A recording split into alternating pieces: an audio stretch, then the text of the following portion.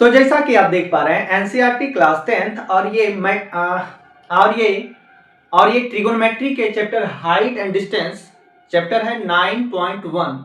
Question का सिलसिला जो है हर बार की तरह जारी है और यहाँ पे आपको देख के लग रहा कि ये 2 लाइन का क्वेश्चन है तो काफी इजी होगा, लेकिन ये ऐसा है नहीं, क्योंकि जब इसको आप पढ़िएगा समझिएगा और फिगर बनाइएगा तब आपके दिमाग की जो है बत्ती खुल जाएगी। क्वेश्चन कुछ इस तरह से है कि एक मीनार पर ध्वजदंड खड़ा है। एक मीनार पर ध्वजदंड खड़ा है। अभी आप देखते होंगे कि मतलब लोग घर बनाते हैं, घर के ऊपर जो है मंदिर दे देते हैं, छोटा सा पताका दे देते हैं, झंडा दे देते हैं, है ना, ध्वजदंड। तो कह रहा क्या कि मीनार है उसके ऊपर जो है ध्वजदंड है। अगर हम मान लेते हैं कि मीनार ये है, आपको हर बार की तरह बताए हैं, इस बार भी बता देते हैं कि मीनार हो, पेड़ हो, पहाड़ हो, ये सब कहाँ होगा, तो जमीन पर होगा। ये है मेरा जमीन, ये है मीनार यहां तक, ठीक है। अब मीनार के ऊपर जो है ध्वजदंड खड़ा है। मान लेते हैं कि यहां से यहां तक ध्वजदंड है, ये हमारा क्या है, झंडा है, पताका है, ठीक है। अब कह रहा क्या, आगे देखते हैं। मीनार से 10 मीटर की दूरी पर, मीनार से 10 मीटर की दूरी पर, तो दूरी चाहे उधर लीजिए या इधर लीजिए, दोनों तरफ ले सकते हैं, आप स्वतंत्र हैं, ठीक है। मीनार, ये मीनार है, मीनार से 10 मीटर की दूरी पर, वो चाहे दाएं हो सकता है या फिर बाएं हो सकता है, कोई बात नहीं, अपनी अपनी चॉइस है। जमीन पर मीनार और ध्वजदंड क्रमशः कोण बनाते हैं। मान लेते हैं कि कोई एक जमीन पर बिंदु है यहाँ पे, ठीक है, मान लेते हैं बी है ये। अब कह रहा क्या है कि मीनार से 10 मीटर की दूरी पर, ये 10 मीटर की दूरी पर बिंदु बी है, ठीक है। कह रहा क्या है कि मीनार जो है क्रमशः 45 का कोण बनाता है। ये यहां से यहां मीनार है, ये पूरा जाके यहां कोण कितना बनाएगा, ये 45 डिग्री, ठीक है। अब देखो आगे, लेकिन ध्वजदंड जो है वो 15 डिग्री का कोण बना रहा है। ध्वजदंड जो है ये क्या कर रहा है, यहां देखना, यहां वाला, ये वाला, ये जो है 15 डिग्री का कोण बना रहा है। ये 15 डिग्री बन रहा है, न कि ये पूरा 15 बन रहा है, समझ पाए। ध्वजदंड जो है यहाँ पे कितना डिग्री का कोण बना रहा है, सिर्फ 15 डिग्री। तो इससे तुलना करना, इससे ये वाला जो गैपिंग देख रहा है ना, ये केवल 15 डिग्री है, लेकिन जब उसको क्षैतिज तल के साथ जोड़ेंगे, मतलब यहां से लेके यहां तक, तो टोटल हो जाएगा 45 इसका और 15 इसका, कि कुल मिला के कहें तो ध्वजदंड जो है 60 डिग्री का जो है कोण बना रहा है। यहाँ पे समझ पाए, ये 15 बना रहा है, ये ध्वजदंड हमारा यहां से यहां तक है, ध्वजदंड ये हुआ। और यही जो है टोटल यहाँ 15 डिग्री का बना रहा है, लेकिन जब उसको क्षैतिज तल के साथ जोड़ेंगे तो चूंकि नीचे 45 बन रहा है मीनार के द्वारा, तो 45 और 15 तो कुल हो गया कितना हमारा, 60 डिग्री का कोण। अब कह रहा है क्या कि ध्वजदंड की लंबाई, इसी की लंबाई बता दीजिए कि क्या है। तो इसी के आधार पर चलिए एक फिगर क्रिएट कर लेते हैं और उसके बाद जो है इसको बनाना शुरू करेंगे। तो यहाँ पे जो है एक अच्छा खासा फिगर बनके तैयार हो चुका है। फिगर में स्पष्ट दिख रहा है, फिर भी आपको बताएं कि यहाँ पे लिखना बहुत ही जरूरी है। क्या कि मान लिया क्या कि बीडी एक मीनार है और मीनार के ऊपर जो है उसके ऊपर एडी एक ध्वजदंड खड़ा है, ठीक है। फिर मान लिए कि जमीन बीसी पर जो है सी कोई बिंदु है जहां पे ये जो है कोण बना रहा है। इतना जैसे माने तो बीसी बराबर क्या हो गया हमारा, 10 मीटर, चूंकि दे रखा है कि मीनार से 10 मीटर की दूरी पर, तो यही बनेगा।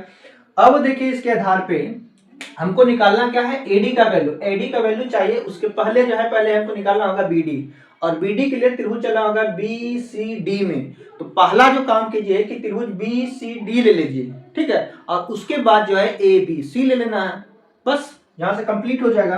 तो अब कहानी स्टार्ट होती है कुछ इस तरह से, समकोण त्रिभुज बीसीडी में, बीसीडी में लगा दीजिए 1045 डिग्री।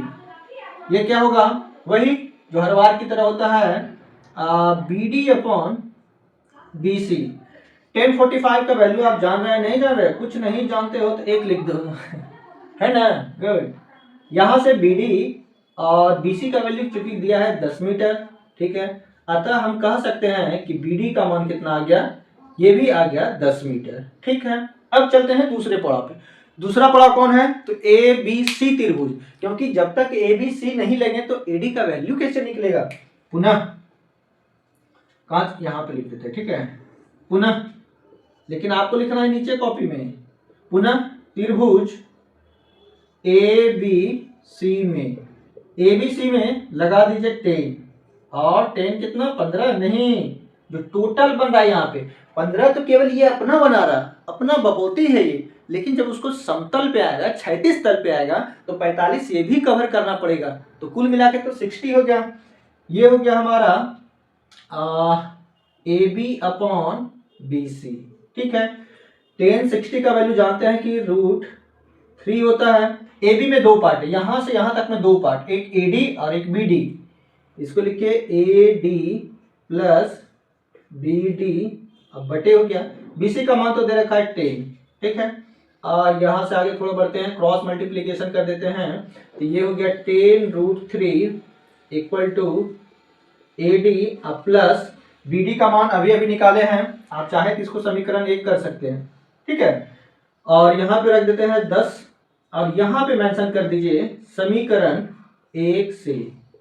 ठीक है, या फिर जो आप यहाँ पे ये मेंशन कर सकते हैं कि BD बराबर जो है 10 मीटर। ठीक है, किसी तरह से मेंशन कीजिए, मेंशन होना चाहिए ताकि जांचने वाले ये ना सोच में पड़ जाए कि आखिर ये 10 आया कहाँ से।